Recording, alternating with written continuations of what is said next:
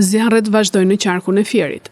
Në kodrat me ullishte të fshatit RR-s të bashkisë Patos, vatrat e zjarrit të favorizuara nga era u përhapën me shpejtësi duke t'jegur një sipërfaqe të konsiderueshme me ullinj dhe shkurre.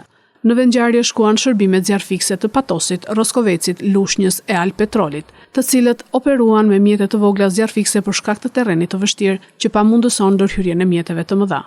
Flakët ju afruan edhe banesave, një kabinë elektrike dhe depozitave të vjetra të naftës. Situata mbetet e vështirë për të vënë në kontroll. Ra poshtë afër depove të naftës edhe u gjet lart për në fshat.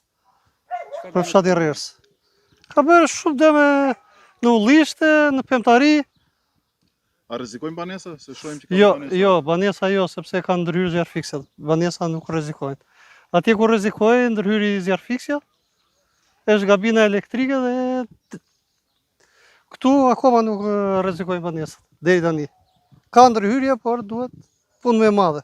Zjarr ra edhe në Vanaj të Fierit. Zjarrfikset e Lushnjës shkuan në ndihmë të zjarrfiksëve të Fierit për të shuar flakët që përhapeshin me shpejtësi nga era dhe që dogji ullishte dhe pemtore. Sipas informacioneve paraprake, vatrat e zjarrit erdhën si pasojë e djegjes së barit të thatë nga fermerët që u doli jashtë kontrollit.